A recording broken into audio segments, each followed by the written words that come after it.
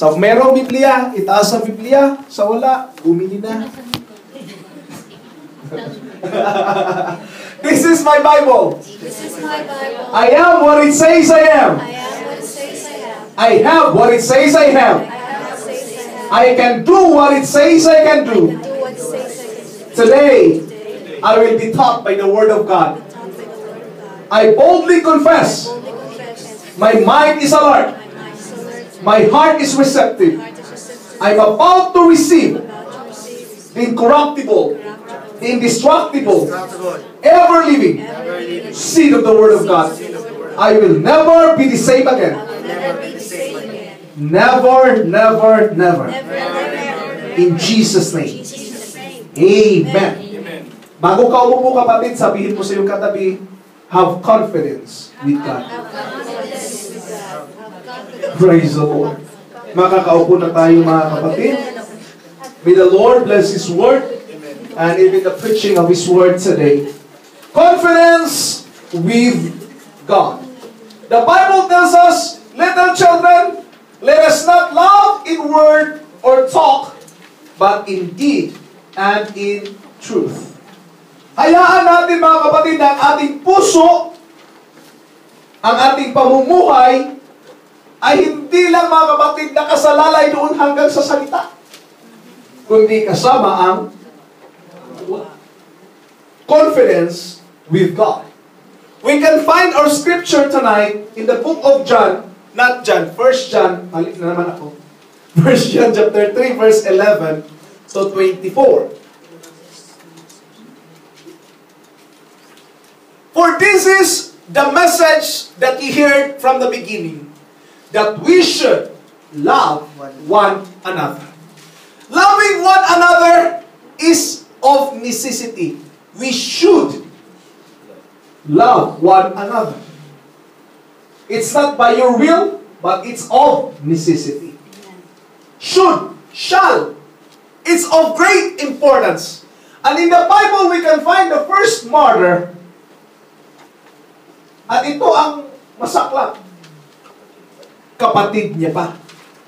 Which is not following what is God commanded them to do. To love one another. Not as Cain, sinabi niya, pagpahalan kayo, di tulad kay Cain, who was that wicked one, that slew his brother. And wherefore slew he him? Because his own works were evil, and his brothers righteous. Alam natin yung istorya ni Cain at ni Abel. The sad part of the story is, Cain failed God in the two great commandments. Love God and love your brother. Which is, the first is to love God. He offered a gift which is against to what is of necessity.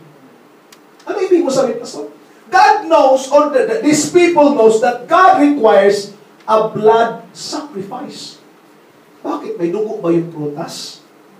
No. How can you offer a fruits, vegetables? It doesn't have a blood. What God requires is blood. But Cain offered fruits and vegetables. While Abel, mga kapatid, sabi ni Micah, hindi daw Abel, Abel. Okay. Si Abel ay nag-offer ng blood sacrifice. Hayop talagang in-offer. Nagalit ngayon si Cain. Sa sobrang galit niya, kinonfront niya yung kapatid. I don't know if it's an accident. Siguro sa sobrang galit kasi natin, minsan hindi na tayo makaka-confront. Tama ba? Minsan, mapapansin natin na itulak na pala natin yun, nabunggo. Siguro namatay. I don't know kung ano talaga ang tunay na nangyari, but he died eventually. Sinabi nga ng Panginoon kay Abel, kay Cain, if thou hast do the right things, hindi ko bakit tatanggapin yung alay mo? Yan ang tanong ng Lord eh. Kung ano na sana, ginawa ko yung tama, tatanggapin ko yung alay mo. But Cain failed. So ano nangyari? So sobrang galit niya, kung pinuntahan niya yung kapatid niya, napatay niya, at ngayon tinanong ng Lord, Cain, where is thy brother? And his answer is this, am I my brother's keeper? Tagapantay ba ako ng kapatid ko? And God says so, of course, he is your brother. You failed my commandment. He is your brother. And you said, am I my brother's keeper? The blood of Abel is crying after me. God knows the misery of every individual. Maaari nasaktan ka man, o nasaktan mo man ako, o tayong lahat ay nagkaroon ng hurts. But God knows them all. God knows them all. And the first murder happens. And Cain was considered as the wicked one. Am I my brother's keeper? Because the Lord knows that it's very important to recognize that we, each one of us, is a brother's keeper. Kaya huwag magtaka kung si Pastor tatawag sa inyo pag mag-absent kayo. At kung hindi may kayo natawagan, baka hindi pa ako naabot, baka ang apelido mo, letter O, orasyon. Natayo pa. O di kaya, okay, yung apelido mo, hindi kita matatawag kasi malayo pa eh. Baka mauna ko si Brad Carlo kasi nasa una yung apelido niya. O di kaya mauna si malayo-layo rin sa iyo eh. Kung letter A at saka letter B yung apelyido mo, tapos nag-absent ka ng 2 beses, tatawagan kita. First letter. Matatawagan. Baka mahuli, nakapagsimba ka na bago pa kita matawagan. Why? Because every one of us is a brother's keeper. Amen. I am responsible for your soul. Ano ba't naging pastor ako? Hindi ko naman pala ginagawa yung gawain ko bilang pastor. And every one of us is responsible for one another. Amen. Pag napapansin mo, ladies ministry, ilan sa kapatiran natin o sa ministry ninyo wala na, try to call. Young adults, napapansin nyo, yung kaibigan mo wala na, try to call. Anong nangyari? Bakit wala na siya? Baka nagalit sa akin. Baka na-offend sa akin. Because every one of us is a brother's keeper. It's applicable whether you are a man or a woman. We are our brother's keeper. We have to be united. We have to be one. We have to be responsible for one to another. Amen. Sa aming mga ministro, mga kapatid, ganun din sa amin eh. Ang problema lang sa amin, naabot kami na isang taon bago namin mapapansin na nag-absent yung isang ministro. Kasi 3 beses kami magkikita eh. Pagdating ng February, hindi nakita si Kwanza. Kasi baka malayo ang Manila eh. Walang pamasahe siguro. Antayin na lang natin sa General Assembly. Antayin na natin sa June. Uy, sa June, wala pa rin. Baka may problema na yun. Antayin natin. Pagdating sa November, baka aatin na yun. Pagdating November, wala na talaga. Naku, baka natanggalan na ng lisensya. Bisitahin nga natin. Doon, yun ang ginagawa namin mga pastor. In the minister's field. Pero sa amin, abot pa ng taon, di ba? Pero sa atin, linggo pa lang, mapapansin mo na, saan kaya si sister? Saan kaya si brother? Why? Because we are regularly meeting each other. Amen. But remember this, hindi lang si pastor ang brother's keeper. Ikaw at ako, tayong lahat. We are all brother's keeper before God. Amen. Let's take care one another. No? Hindi mo pwede sabihin na, love one another. Tapos hindi mo naman in-express, in action. We have, sabi nga ni Micah, good night, Daddy. Good night, Mommy. I love you. Good night, Maxwell. I love you, Mommy. I love you, Daddy. I love you, Maxwell. I love myself. I love myself. I love myself daw. Sabi niya gano'n. Okay, tuloy tayo. So, Cain failed to follow the Great Commandment. He failed. Ano pala ang Great Commandment? So, napakadali ng Great Commandment. Napakadali memorize. Mahirap gawin. Master, which is the Great Commandment in the law? Jesus said, thou shalt love the Lord thy God with all thy heart, and with all thy soul, and with all thy mind. The first 4 in 10 commandments, ito yun. Senior 10 na lang. Kasi baka mahirapan kang basahin yung thou shalt not make any graven image. Tapos, I am the Lord your God, there is no other God besides me. Baka mahirapan yung memorization kasi 4 yun eh. Yan na lang. Love the Lord thy God with all of your heart. God is asking us to love Him. The true definition of love, not that we love God, but that God loves us. That's the greatest definition of love. That is the first. This is the first and great commandment. And the second is like unto it. Thou shalt love thy neighbor as thyself.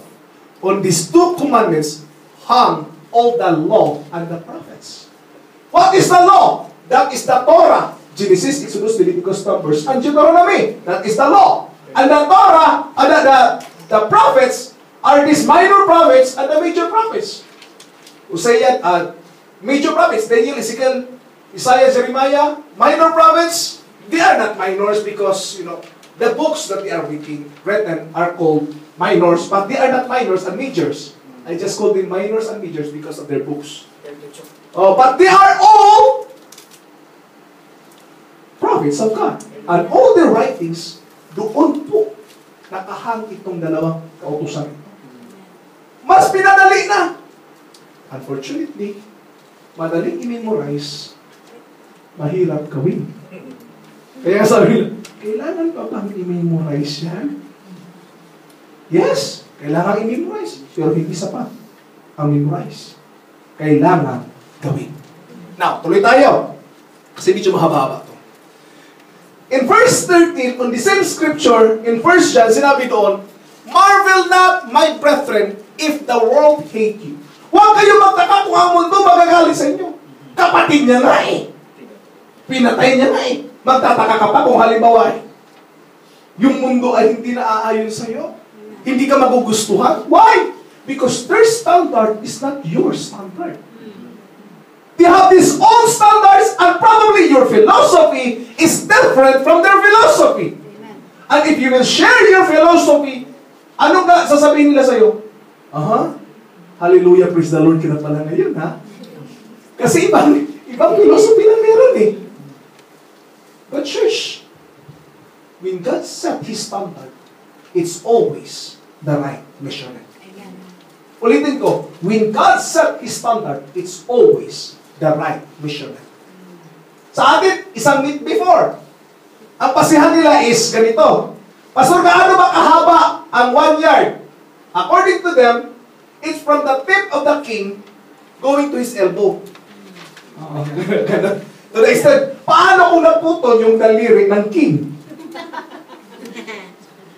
Sumali na ang standard mo ng measurement. O di kaya, lumubo yung king, tumaba, tapos umikli yung kuha niya. Braso niya. So, maaaring magbabago ang standard ng measurement ng 1 year. What do you mean, Pastor? When we have the measurement, do not measure your standard with them. Measure your standards from the Word of God. God Himself. Ano ibig mo sabihin, Pastor? Sige lang, ganito. Hindi naman ako masama, Pastor eh. Bakit? Siya Pastor eh. 3 ang boyfriend, akin, 1 lang. Sabi niya, hindi naman ako masama, Pastor. Sa kanya, ninakaw niya, 1 billion sa akin. 100 lang naman eh. Pareho ka lang, magnanakaw. That is the standard of this world. You base yourself based on the world. But if we will go to the Word of God, sin is a sin. But thanks be to God who gives us an opportunity to come to His presence. Thanks be to God who gives us an opportunity to have communion with Him. That's a good news that we have. Nag-iisip tayo, standards ng mundo ngayon. Probably kanina pinag-usapan nyo yung lawlessness versus righteousness. This world is speaking about, when they face the sin, dalawang klase yan eh. With repentant heart, or like the unbelievers do. Ano palang ginagawa ng unbelievers? He justifies, minimize, and legalize sin. Ano ibig mo sabihin legalize, Pastor?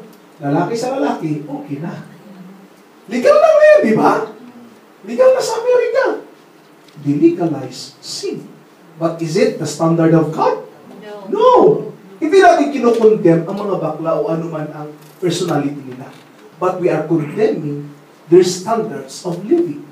We love the sinners, but not the sinful acts. Anyway, but the good news is this. From that situation, we passed from death to life. Anong nangyari? We know that we have, look at this. Look at this phrase. Please read the word. We know. We know. We don't have just feel it. We know. There should be an indicator of knowing, of passing from death unto life. There should be an indicator to know. How? Because we love the brethren. Knowing that we have passed from death unto life is we love the brethren. He that loveth not his brother abideth in death. We abide in death if we don't love our brothers and sisters. So what we will do, Pastor? Then let us love. Because love is not a feeling. It's a decision. Kaya maraming kabataan galit sa akin nung tinuro ko yan. That love is a decision, not a feeling. Pastor, parang di dumaan sa pagkabinata. Kasi feeling yung pastor eh. Kasi pag nakikita ko si pastor, parang gumaganon-ganon yung tumitibok-tibok. Then, if love is a feeling, as what people always perceive, paano maging totoo ang love your enemy? Bakit? Feel mo bang ibigin yung enemy? You don't feel it. I love you. Love kitang patayin. Ganun pa yun. You don't feel loving, right? You don't feel loving. But love is a decision. Pastor, paano ko gagawin yun? Pray. Ipag-pray mo siya. Alam ko na, Pastor, Lord, sana masagasaan siya. Hindi yun yung prayer dapat.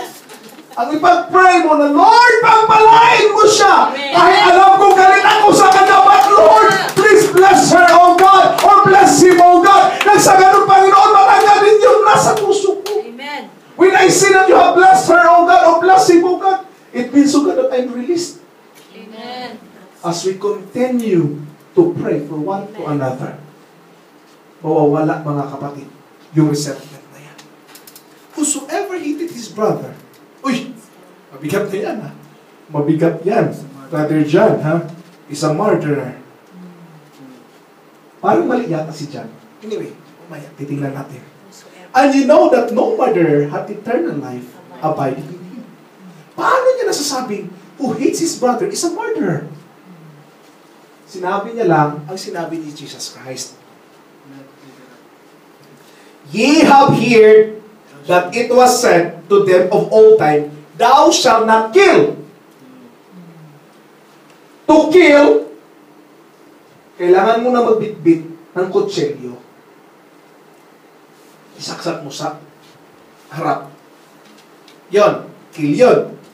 And whosoever shall kill be in danger of judgment. You will be judged. But, anong sinabi? But, ang ganda ng unang phrase.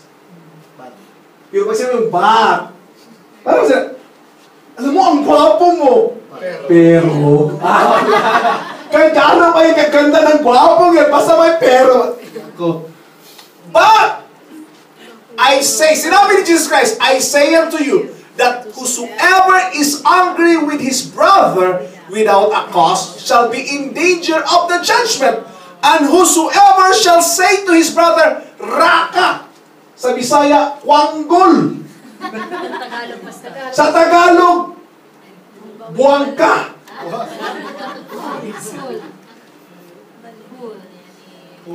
You are full, oh full. Hangal. Shall be in danger of the council. But whosoever shall say, thou fool, shall be in danger of hell of fire. You are like a murderer. Because our tongue is just a 3-inch tool. Amen.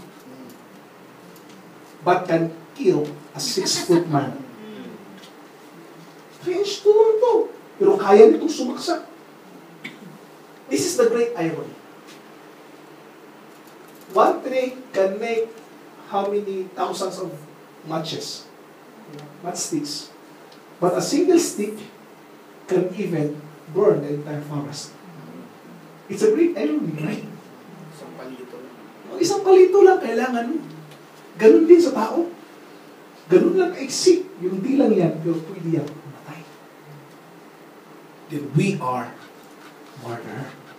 Pastor, akala ko maganda na sa grace. Kasi sa dati, law, kailangan mong pumatay para maging killer ka. Ngayon, galit ka lang. Killer ka na. Ano ba yan? Grace na nga, pastor eh. Ganun nga eh. Sa grace, kailangan mo munang mahuli bago ka tawagin kriminal. Sa law. Pero sa grace, hindi mo kailangan na mahuli. Konsensya mo pa lang, makasalanan ka na. Tama ba? Amen. Sa law before, saka ka lang maging ma-accuse. Kaya nga mayroon tinatawag na conscience offering eh. If you are willing, you can come and offer your offering because you have this conscience. If you have a willing heart, go offer your conscience offering. Now, what happened? If you don't have a conscience, ayun ang problema. Kung hindi ka makukonsensya, titigas na. But later on, I will discuss about conscience. No? Conscience probably will be hardened, but sometimes, sobrang konsensya naman, if it will lead you towards or away from God, and will lead to condemnation against you. Yung puso natin mismo, sa atin na mismo nagkukondemn, it will also ruin our relationship with God. Later, I will explain. There are a lot of verses, mga kapatid, na gusto ko ipaliwanag sa inyo. So, yun nga, sinabi, no? Hindi mo kailangan pumatay, literally. Kahit nagalit ka lang, Brother Jewel, wala na. I am counted as a murderer. But thanks be to God. Because I know my Redeemer lives. Amen. I know my God will save me. I know my God will forgive me. He will not look on me from the eyes of a judgmental mind. He will not look on me based on what I have done. Hindi niya ako titingnan ayon sa ginawa kong kasalanan. Titingnan niya ako ayon sa kanyang awa at habag. Kasi kung ayon lahat ngayon, titingnan ng Diyos ayon sa ating mga kasalanan, walang isa sa atin dito maliligtas. Right? Kasi kahit timbangin natin ngayon eh. Sa ilang oras natin na pamamalaki, pagtimbang-timbangin mo, ilang bisis ka nagalit kayo sa taxi driver. Yun. O ngayon, ilang minuto ka lang nagsisi kanina. Wala, hindi sapat. But if we will look from the perspective of God's mercy and grace, then masasabi, Lord, I have the confidence that I am saved. I have the confidence of God that I am delivered. I have the confidence of God that my relationship with you is why, oh God. We have to look at it from a different perspective. Maling pananaw, mga kapatid, minsan eh. Tuloy tayo.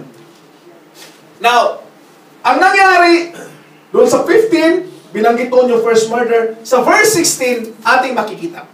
Hereby we perceive, we recognized, we will identify that we love with the love of God because He laid down His life for us.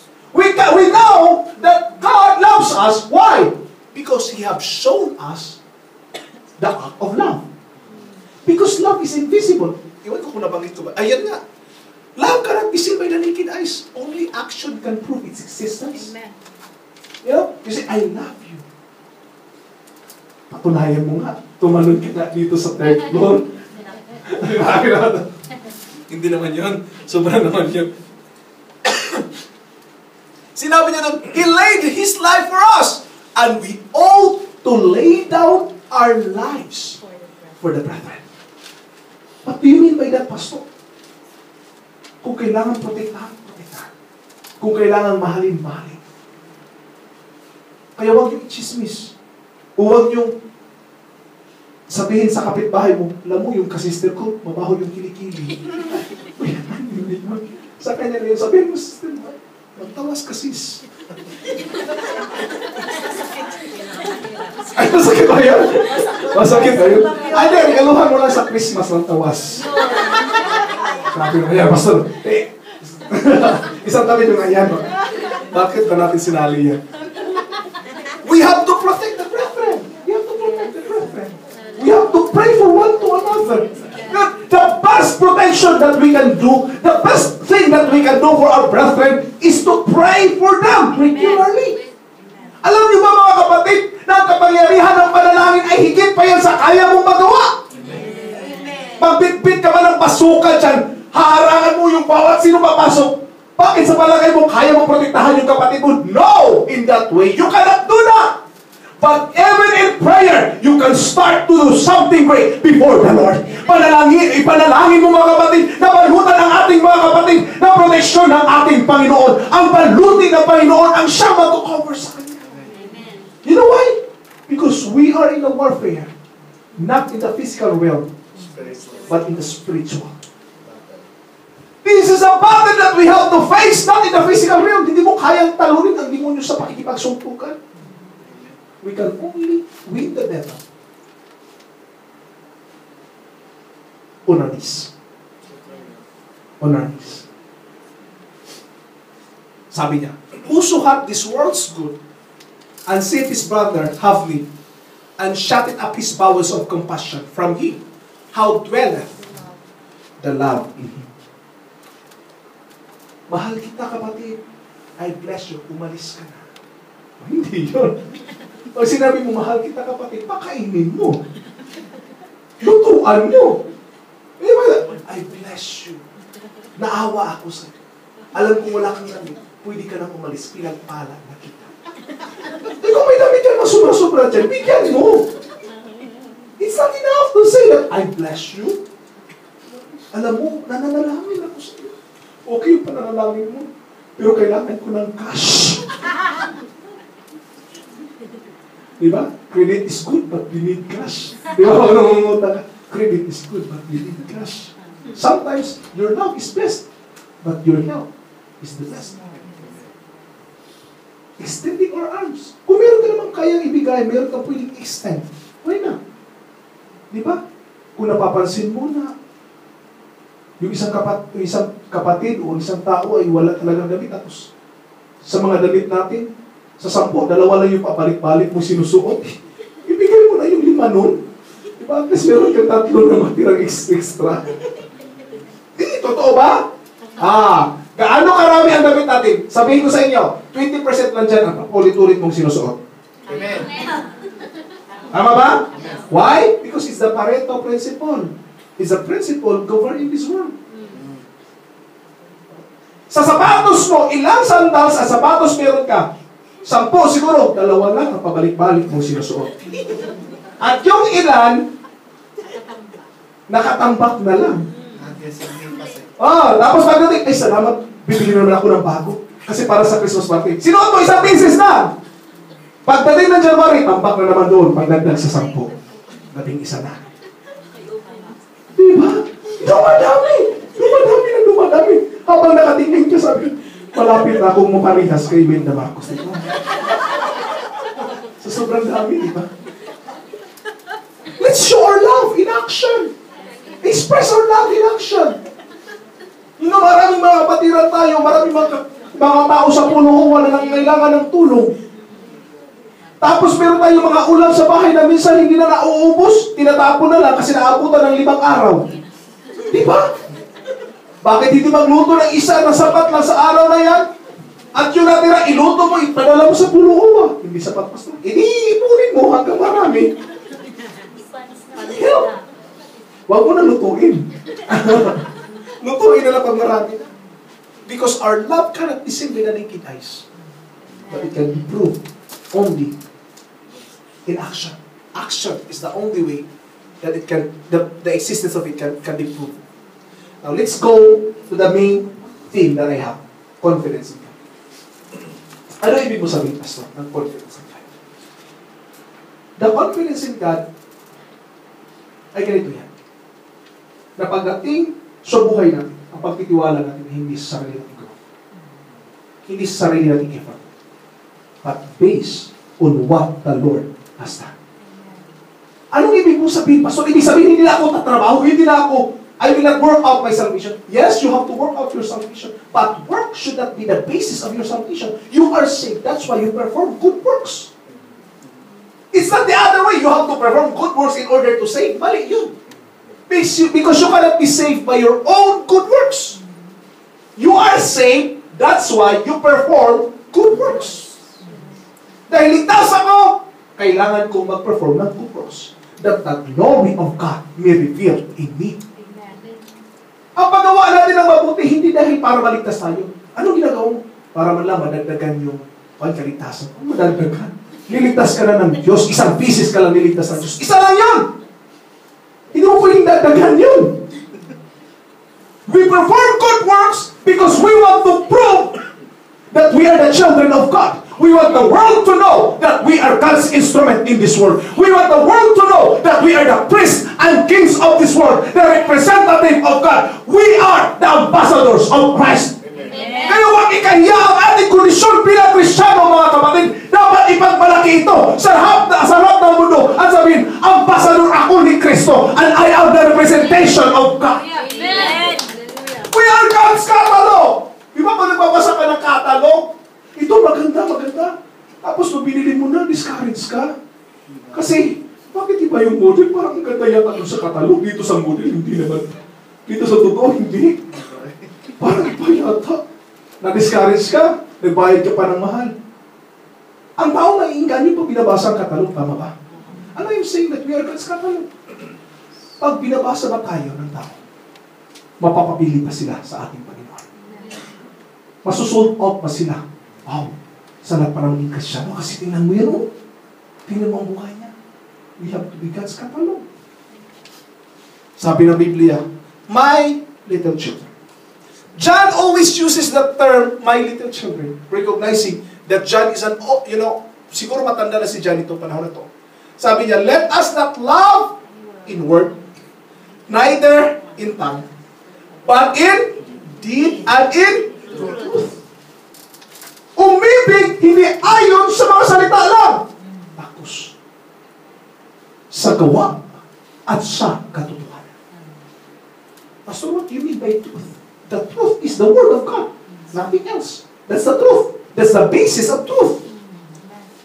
Jesus is the way, the truth, and the life. That's the basis of truth. Because this world is filled with lies. Puro kasinungalingan. Di ba? Tingnan mo sa Facebook, akala mo ang gwapo. Naka 360 lang pala. Kaya pinapalo mo, paano gwapo? Tangos ng ilong. Yung pala, 360 lang. Parang lang. Tapos, ang kinis ng kutis, yung pala, panay pimpos, buong buwan eh. Tapos sunod ka naman ng sunod, follow ka ng follow. Kasi gwapo eh. Nung na-meet na, eyeball tayo, eyeball. Nung nakita, ikaw ba yun? Because this world is filled with lies. Puro kasi nungalingan. May mga tao photogenic, no? Photogenic. Ang iba rin talikogenic. Pag nakatalikod, gwapo o ka, maganda. Pag nakaharap, problema. This world is filled with lies. It's based on the truth. The Word of God. That is the truth. And whereby? Now, I want you to focus on this verse. Verse 19 says, and hereby we know that we are in the truth of the truth, and shall assure our hearts before Him. We know. It's not just simply a feeling. We know. It's a knowledge. Knowing that we are in the truth. Because we have an assurance from our hearts. And we know that we are in the truth if we will not depart from God's Word. Kung hihiwalay na tayo sa salita ng Panginoon, we are no longer living in truth. Kung ang ginagawa natin ay taliwas na sa sinasabi ng salita ng Panginoon, then we know that we are no longer in truth. But sinabi niya, but we know that we are in truth and shall assure our hearts before Him. Mayroong assurance daw sa puso natin. But the problem is, Jeremiah says, heart is deceitful above all things. And who can know it? Mandaraya daw ang puso. At sino nakakaalam?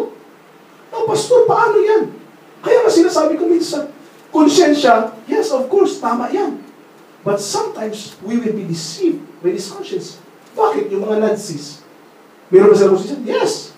But they are trained na hindi na makonsensya. Hardened. Kaya-kaya lang pumatay kahit ilang libo. Million ang namatay, di ba? During the time, the World War II. What do you mean, Pastor? Conscience? Maganda. But sometimes, it will be hardened. So that do not base everything on conscience. Yes. Always based from the Word of God. Amen. Hallelujah. Sometimes our emotions deceives us. Mahal ko siya, Pastor.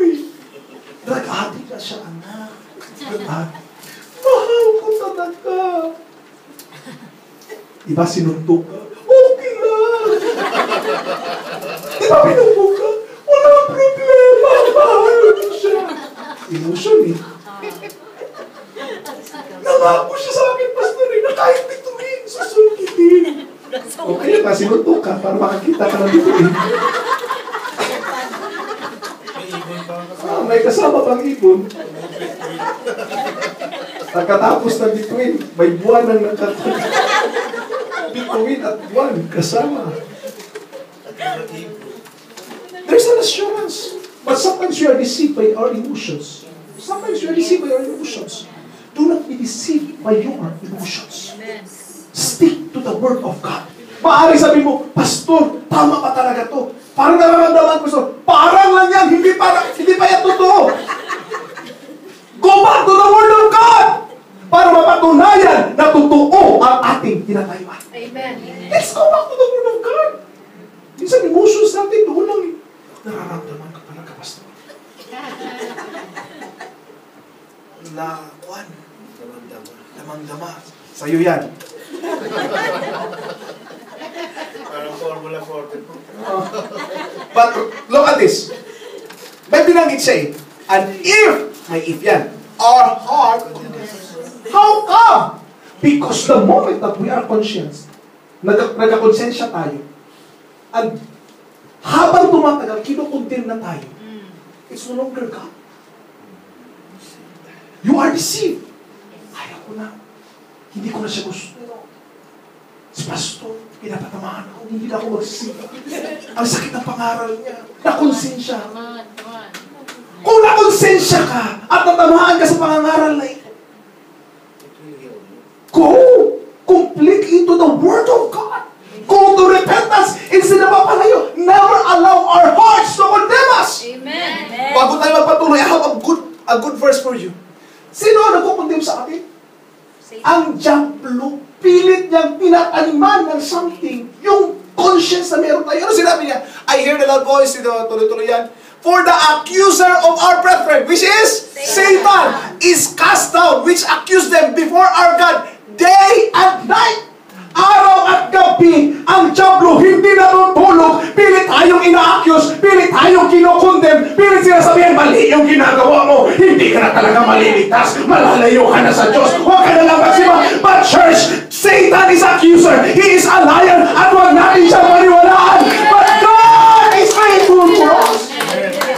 If our heart condemns us, God is greater than any condemnation. Kahit ang diablo pa yan, mga kapatid, walang kapangyarihan yan sa atin because greater is He that is in us than he that is in the world. And the devil is trying to deceive you or condemning you, giving you away, keeping you away from the church or keeping you away from your relationship with God. Huwag kang maniwala sa Diyos. The devil is a liar. He is a liar. And he is the father of all lies. Nangyari ka ba yan siya, Pastor? Yes, it happens to me. I was 15 then. Nakagawa ko ng kasalanan. Sabi ng pastor namin, O Jake, pumunta ka muna doon sa uncle mong pastor para naman tumino yung isip mo. But in my heart, I said, pupunta ako doon. Pero, yan ba? Wala pa rin, hindi ko maramdaman ang presensya ng Panginoon. Pinadala ko mga kapatid sa isang munisipyo, galing ako sa Davao. Isang part pa rin yung Davao del Norte. Carmen kami, Davao del Norte. Yung pupuntahan ko is New Corelia, Davao del Norte. Pinadala ko doon mapat isang buwan. Pakiramdam ko kahit nagsisimba ako mga kapatid. May condemnation sa akin eh. Tapos pakiramdam ko, bakit parang lahat ng angkin ko parang sa akin yata pinatama?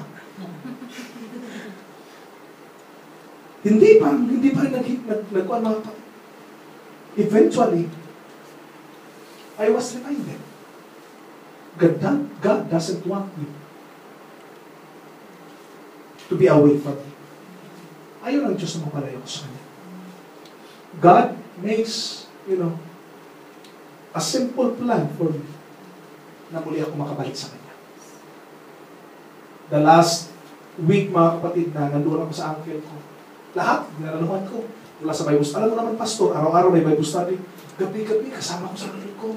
Bible study, nandoon din ako nakikinig. Kahit Bible study, pakiramdam ko, ako pa rin pinapatamaan eh. And there's a condemnation, something condemning me. But I made up my mind. The devil is the accuser. Sinasakyan lang ng diablo yung heart condemnation na nandito sa puso. Pag sasakyan ng diablo yan, mga kapatid, we will be separated from God. But thanks be to God that God is greater than any condemnation. God is greater than any accusation. You will be accused by anyone, but God will never condemn you. He would never. It's the devil.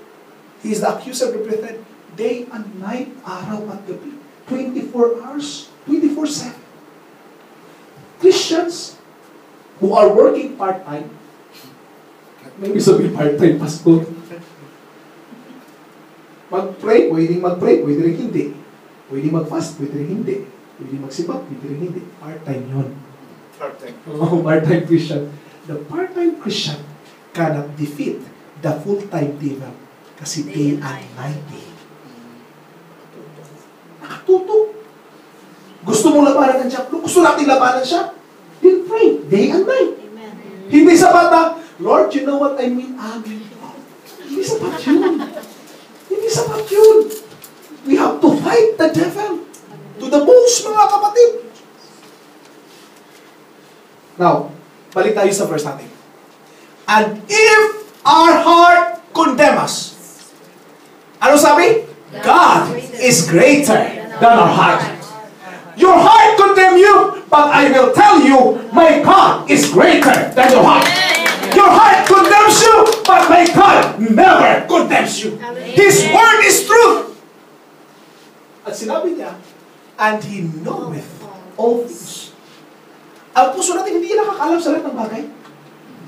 Only God knows. Now, ano sabi ng Biblia? Sinabi ng Biblia that Jesus was delivered for our offenses and was raised again for our justification. Nilinis tayo. Bakit pa ang diablo pilit kinokondem tayo? Because he wants us to be separated. For us to be separated from our relationship with God. Gusto niya mapalayo tayo mula sa Diyos at ayaw na lumalago tayo sa aming pananampalataya. But I want to tell you tonight, talo na ang diablo, mga kapatid, sa buhay mo because you are justified by the presence of God, by the blood of the Lamb. You are delivered by God. You are justified by God. By His blood we are washed. He knows all things. Beloved, if our heart condemn us not, then have we confidence toward God. We can only have confidence in God if our heart will not put condemnation on us. Anong ibig mo sabihin, Pastor? Our heart is sabotaging. Sinasabotahi ka ng iyong puso. May ibig mo sinasabotahi, Pastor? Tinatraidor. Gusto sana ng iyong buhay, Kristiyano ay lumago. Pero ang puso natin, tinatraidor tayo. Sino nagtatraidor? Hindi ibang tao. Puso natin. Because this life is not really difficult. But it is not also easy. It's up to you how did you perceive it. Ano ibig mo sabihin, Pastor? Ang buhay sa mundo nito. Because habang naghuhugas ako mga kapatid, I asked the Lord, ang anak ko, Lord, salamat at dito na kami sa Jordan, hindi niya ma-experience yung naranasan din ni Micah nung maliit pa. And the Lord said, bakit? Mahirap pa siya? Siguro, Lord, kasi si Micah, sa isang linggo, 3 bisis na makapag-diaper, tumbang ito, araw-araw diaper. But the Lord said, no. Bakit? Nauso na ba diaper before? Oo nga, no. Hindi ko nga naisip yun. Nagsasabi ba sila mahirap? Hindi naman, no. Di ba? Kahit mayayaman nung mga unang panahon na wala pang diaper, bakit nag-diaper pa sila? Wala! Lampin pa rin! Passion yun, Pastor. Oo. Nauso lang yung diaper. Kaya sinabi ng Lord sa akin, life is not really difficult. And it's not also easy. It's up to you how will you perceive it. Yes, amen. And I began to have this new look in life. I said, oh my Lord, no. Ako lang pala nagpapahirap sa sarili ko. Ako lang pala ang tumitingin itong mahirap. And I know, oh God, that when I am on your side, I have assurance that I am safe. Amen. I have an assurance that God will supply all my needs. I have the assurance na hindi mo ako pababayaan, Panginoon. Brother Nelson, yung kita natin, mabawasan man magdagdagan. Ganun pa rin, Brother Nelson.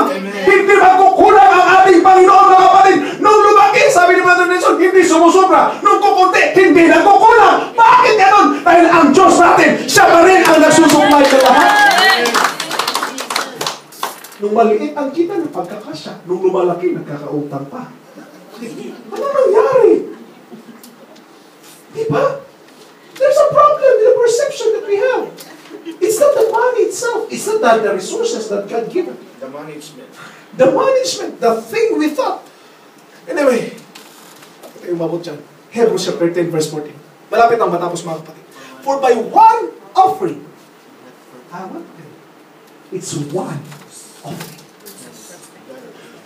Hindi mo kailangan ng marami pang offering, mga kapatid. Pastor, kailangan ulukod mo na doon papuntang pulpito para lang maligtas. No! It's only one offering. Hindi mo kailangan magpapako sa krus para maligtas kang muling, kapatid. Hindi mo kailangan, mga kapatid, na tumilapon pa dyan, mga kapatid. Pagulong-gulong mo na doon sa pinto hanggang dito sa pulpito para lang maligtas. Because it will never add to your salvation. Because by one offering, He perfected forever. Amen. He has perfected forever them that are sanctified.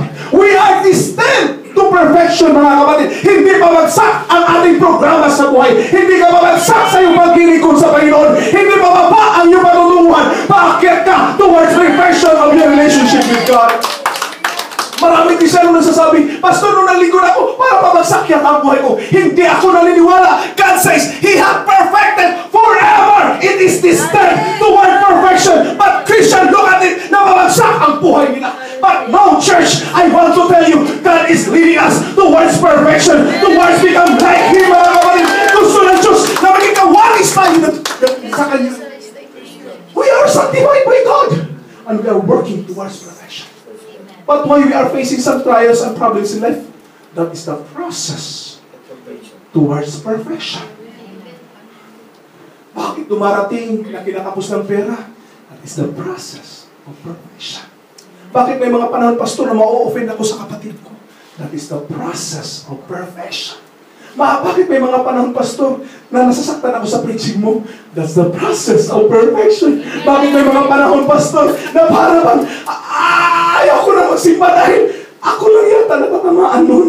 That's the process of perfection. Because God is trying to perfect us, trying to move us towards perfection. God doesn't want us, mga kapatid, na pabagsak ang buhay. Hindi ako naniniwala na pabagsak ang buhay ng Kristiyano. Papunta tayo paangat, mga kapatid, because we are the children of God and we are designed by God to do. Balik tayo sa verse. Beloved, if our heart continues not, then we have confidence toward God. Let us develop this confidence toward God. Never allow our heart to deceive us once again. Huwag na natin hayaan ang puso natin Naikundem tayo mga kapatid. Hayaan natin ang salita ng Panginoon na magsabi sa atin, anak, mali yung ginagawa mo, magbalik loob ka sa akin. Yes, Lord, alam ko, Lord, pagpapalik loob ako, bukas agad. O ngayon din ang Panginoon. Amen. Never allow the devil to deceive us once again. Sabihin sa iyo, wala nang pag-asa yung buhay mo, kawawa ka na, hindi ka talaga makakabalik sa pagbiling ko. Never allow the devil. Never allow. Marami akong kasamahan sa ministry na minsan nahulog sa babae. Ay iba, nagkamali sa pera. Ay iba. Maraming mga failures, mga kapatid. And they are trying to be, condemning themselves. Alam mo, pastor, hindi naman talaga siguro kung tinawag ng Diyos maging pastor. I'm telling them, you know what? Failure is just an event. It's not who you are. It's just an event in your life. It will pass by. When winter is just for a season. After the winter, spring is coming. At sinabi ko siya, prepare for the spring. Probably there are winters in our life today. Probably there are condemnations in our house. But winter will pass away. Huwag mag-alala kapatid, matatapos din itong taglamig na ito. Babalik na tayo mga kapatid sa spring. Ang kailangan lang, magtiis habang winter. Magsuot ng jacket na makapal kasi malamig. Ganito to eh, mahirap maglakad, mahirap magtrabaho, mahirap sumakay ng taxi. Magtiis while it is winter. It will come to pass. One golfer, si hindi golfer, baseball batter mga kapatid, sinabihan siya. Babe Ruth. Legend. Tira siya ng tira. Tinanong siya ng isang media man. Sir, what will you do when you cannot hit the ball? I will stay back until I can hit it. Then, anong gagawin mo? Magwawala. Sabi mo, bakit ako magwawala? Bakit ako magagalit? Alam ko matatapos din yan. Sabi mo, yung time na hindi ko ma-hit, alam ko, una, pangalawa, don't worry. Hit pa rin ang hit. Tira pa rin ang tira. Bat pa rin ang bat. Matatamaan ko rin yan. What do I mean? Simple. Matatapos din yan. Amen. Yung winter ng buhay natin, matatapos din yan. Yung condemnation sa puso natin, matatapos din yan. Never allow the devil to interrupt us in our journey with God. Shall we all stand together, mga kapatid? I'm about to finish, but I have just want to say these verses to you, mga kapatid. Ang sabi ng Biblia, we have a confidence in prayer, and whatsoever we ask, we receive Him because we keep His commandments. And this is the commandment, that we should believe in the name of His Son, Jesus, and love one another. We have a confidence in prayer, mga kapatid. God gave us His commandment. 1, number 2. And He keepeth His commandments, dwelleth in Him, and in Him. And hereby we know that He abideth in us by the Spirit which He hath given us. Yung last, ito lang phrase na gusto kong banggitin. Ye have not, because you ask not. We know that we have confidence in God. Tama ba? Amen. Bakit hindi tayo nakakatanggap? Hindi tayo humihingi. At kung humihingi man tayo, we are asking amiss. We have the confidence in God. And if there is any condemnation in our hearts, let us be delivered and let the Spirit of God move. The Spirit itself bear witness with our spirit that we are the shepherd of God. Let the Spirit of God tells us the truth. Let the Spirit confirm the Word of God in our life. Never allow the devil to convict us. We will be convicted.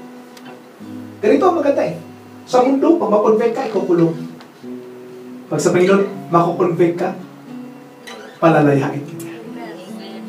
Sa convict ka sa salita ng Panginoon sa gabi nito, malaya ka kapatid sa gabi nito. Malaya ka sa gabi nito.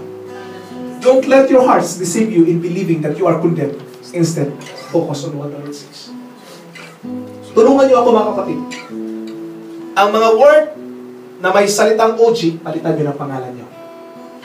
Kaya niyo ba akong tulungan dito? Ano sinabi ng Panginoon? Yung may word na OG, palitan niyo ng pangalan niyo ha. Let's read together. Can a woman forget her sucking child, that she should not have compassion on the son of her womb? Yea, they may forget, yet will I not forget thee, OG.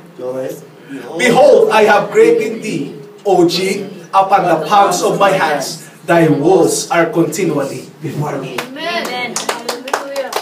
May ina ba na kinakalimutan ang anak niyang padidihin? At kung may nakakalimutan, at kung meron na, ang Diyos ko, hindi kailanman makakalimutan.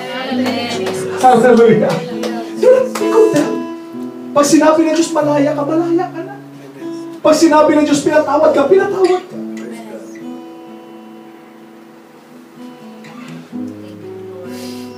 3, go. Fear not, for I have redeemed thee, OG.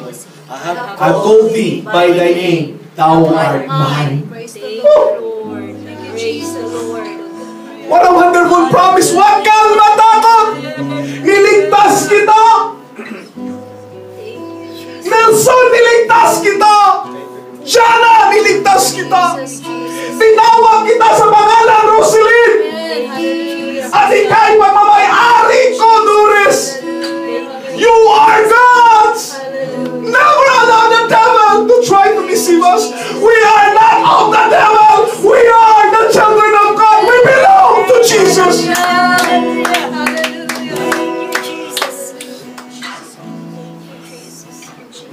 Okay. Henceforth go. Henceforth, I call you not servants, for servant knoweth not what his Lord doeth. But I have called you friend, OG. For all things that I have heard of my Father, I have made known to you. You are not servants of God. You are called friend of God. May problema ka bang ginadaanan ngayon? Maaari sabihin mo yan sa kaibigan mo. Subalit sasabihin ko sa iyo, we have the greatest friend of all. The best friend that we have is Jesus. And you can come to Him. Philippians chapter 1 verse 6. Being confident of this very thing, OG, that He which hath begun a good work in you will perform it until the day of Jesus Christ. Kung may inumpisahan ang Diyos sa buhay mo, kapatid, huwag kang maniwala na hindi tatapusin niya ng Diyos. Tatapusin niya ng Diyos sa buhay mo. Kung ginamit ka na ng Panginoon sa araw na ito, gagamitin ka ba ng Diyos hanggang sa kanyang pagbabalik. Hallelujah. Hebrews chapter 13 verse 5. God said, I will never leave thee nor forsake thee, OG.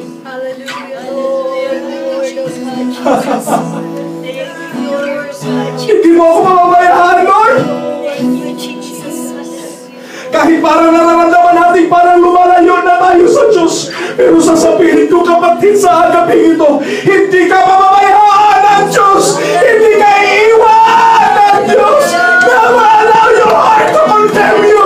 Let God put the confidence in your heart that you are the children of God. Develop confidence with God and to His promises.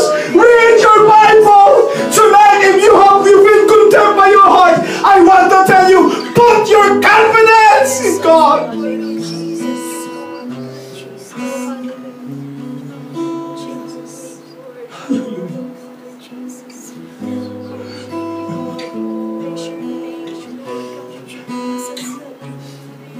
Minsan naniniwala tayo sa kasinungalingan. Napakagaling naniwala sa kasinungalingan ng demonyo. Pero minsan sa mga pangako ng Diyos, nagdududa pa tayo. When God says that I will supply all your needs according to His riches, to my riches and glory, His word says that He will do.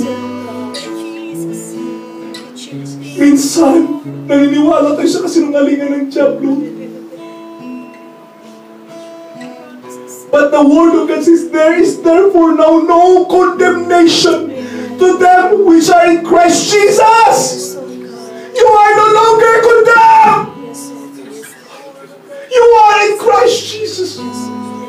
Bakit pilit? Pinapahintulutan ang Diyab yung ikukutin tayo. Hindi mali na makaranas tayo ng winter sa buhay. Dumarating talaga yan. But the question is, how do we behave when the winter comes? Isa lang ang alam ko, pagdating ng winter, lalapit ako sa apoy. When there is fire, I feel the warmth. And Jesus offered us His Spirit, the fire. He will baptize you with the Spirit and with fire.